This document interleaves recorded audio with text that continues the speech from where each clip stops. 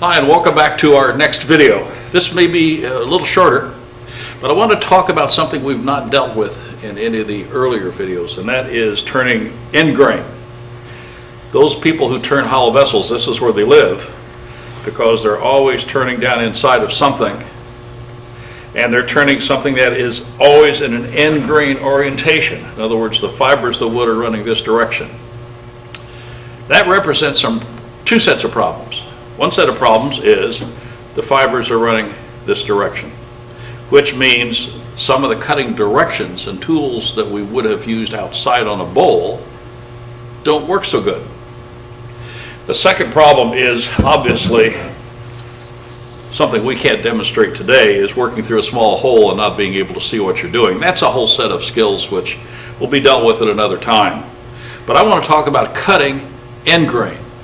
And that's the process of working inside here. So what I've done is set up a bowl, sort of, end grain. And I've done that so that we'll be able to see the tools cut. And I will show you the different kinds of tools that we can use when we are cutting end grain. And I brought a selection of different ones, some of which you may be familiar with, others not so much. I'm not going to deal with scrapers, which you have seen used so many times, and they will cut across these fibers.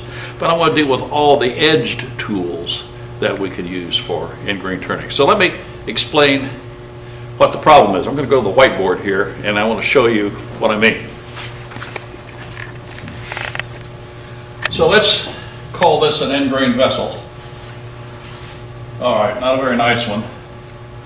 But the fibers are running this direction. Make it an end grain bowl. Now my bowl gouge loves to cut this direction, across the fibers. Well, to do that, I'd have to get the handle back in a place that's just not possible. So what I have to do is find some tool that will cut across these fibers this way.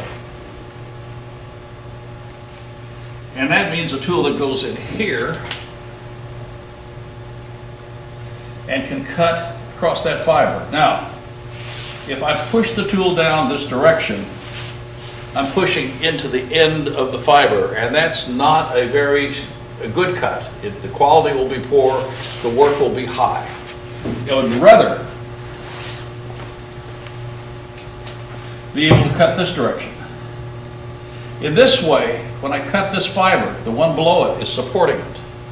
And I'm cutting across the fibers, much like I do when I'm turning a regular side grain bowl. Now, side grain bowl, let me go above here, would look like this with the fibers here. And when I go in with my gouge and cut, I'm cutting across those fibers exactly the same way. And my problem is that I can't use a gouge in here because the handle is in a place that's not possible. So let me show you back at the lathe some of the tools that can do the job. And I'm going to end up with some that you may not be too familiar with. I have a piece of wood on here. This is carob. It's partially green, and the grain is oriented. This is the way the grain is laid in this piece of wood right now. The grain is going this direction. Normal bowl, it would have been turned this direction. Pretty wood anyway. This is carob, tree that we took down here a few months ago, and we had some blanks made up. So, one of the things I'm going to do is, first tool that we would have thought about using for hollowing would be a shallow fluted gouge, which can go into the center and can be pulled out this way, coming downhill to those grain and across those fibers again. That works. But it doesn't work inside a hollow vessel where I have a recurve and I can't fit. But on a piece like this, where I can show you, if I go straight into the center and bring the handle back, keeping the tool rotated about 45 degrees,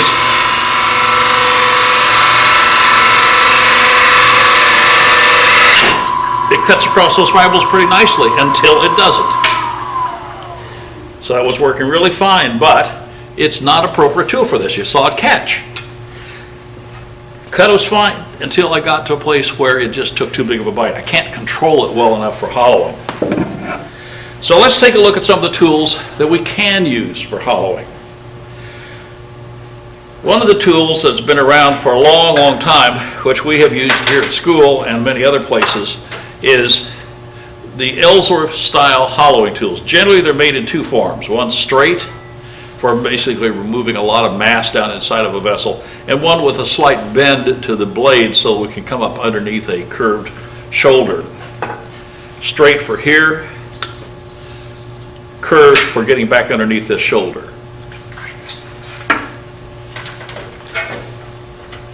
It's worked on center line. It's worked level.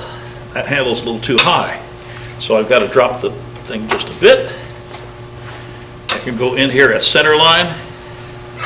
On my tools, I generally put a black mark right on the top. If this is inside of a hollow vessel where I can't see where the tool is, I need to know what my rotation is.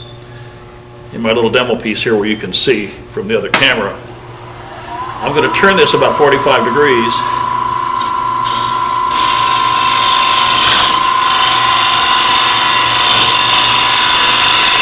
And I'm cutting from the center.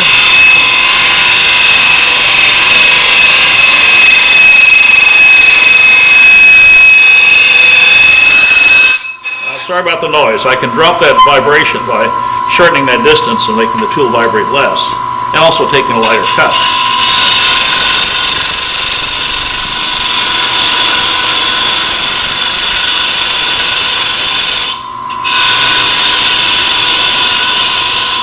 So this is the scraper. When I'm going in here, I'm putting the tool against the wood. I'm cutting from the bottom outward, not down, but out. And you saw what I had to do in order to get that cut. This handle gets pushed way back behind. And the moment that handle drops, I end up in a place where I start to risk a catch. Now, I've got a little bit of a dimple right in the center to make that go away.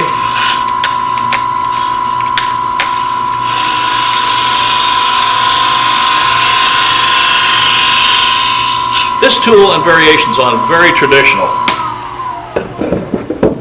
Well, let's see, what else can we look at? Here's one that works very similar to that. This is by Kel McNaughton out of Australia. Kel makes these in a number of different sizes. This is a piece of cutting steel on top of a very well supported back edge. Again, worked exactly the same way from the center out. Another variation of the same type. Oh, I'm putting that handle high, so I need to drop it just a bit.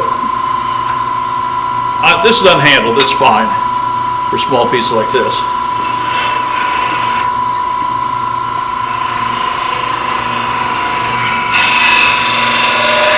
Get my hand out of the way so you can see better.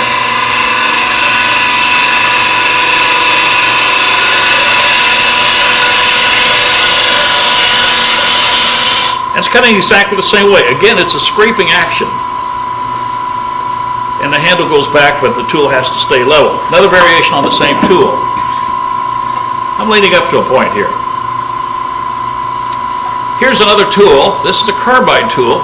Interesting thing about this one, the backside is shaped in a V. So when I lay it on the tool rest, it automatically is cocked at 45 degrees, approaching a bevel cut.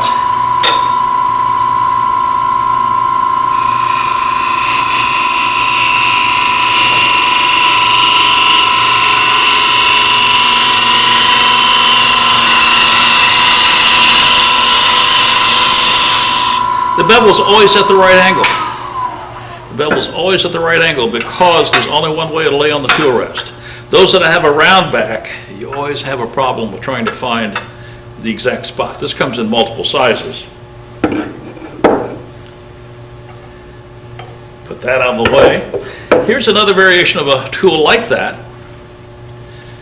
This one has a cap on the top. It's a chip breaker. It prevents this little cutting edge from going too deep into the wood and taking too big of a bite. I can adjust this to prevent deep cuts. So it won't go too deep.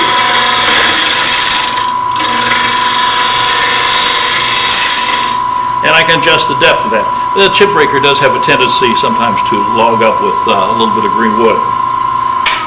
These are all variations. Here's where I want to go. This tool is made by One-Way Manufacturing. It's called a termite tool. There is a Carbide tool that's similar in construction. Picture is coming up. You'll be able to take a look at it. This is a bevel rubbing tool.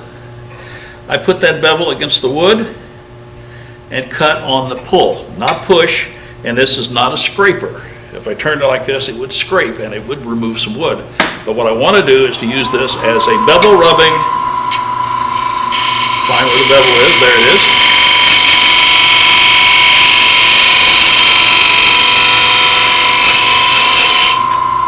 Now it does have a tendency to load a little bit. And there are multiple sizes of tips that are interchangeable here. If I turn it over like this, it'll scrape. But I want to start here and roll it into the bevel until I find that support.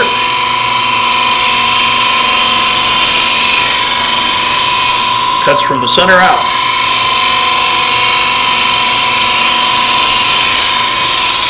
And gives a tremendously clean surface.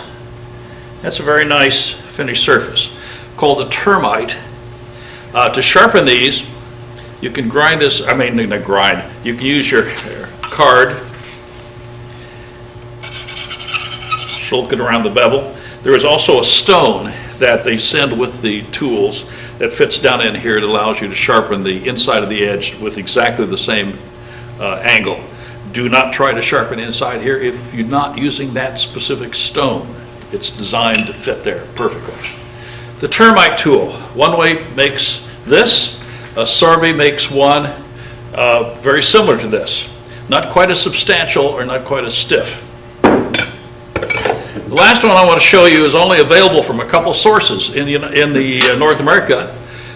Saskatchewan, I can buy this hook tool from Michael Hoselak. Also, Alan Lacer in the United States occasionally does a class on how to make a hook tool. Well known in Europe, especially Robin Horn, who is a pole lathe turner in England, uses almost only hook tools. Now, a bevel rubbing tool again, unlike the termite, it's open, so it does not load with chips near as badly.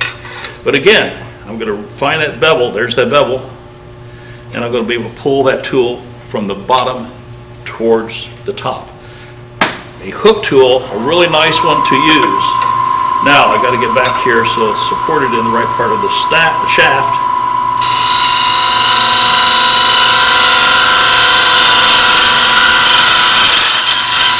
Look at that nice cut. And on the same wood, it didn't load up with chips like the One-Way did. So, roll until you find the bevel. You make the lightest cuts.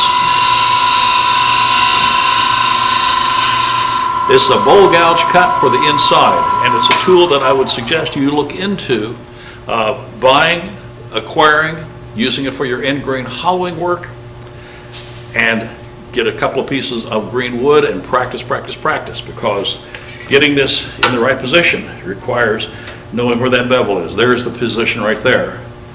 But if I'm not looking, I go too far this way or too far this way, this makes it into a scraper, and this turns it into a position where it just won't cut. So start with it wide open, roll it in until you get that bevel engaged, and then center outward. Yeah, I can't go any farther down here. There's no place to go. Well, I would drill a hole in there to create a place where I can work from the center outward. Downhill to the grain for hollow vessels is generally from the center outward. So a quick review of a few interesting different tools that you should investigate. Thanks for watching.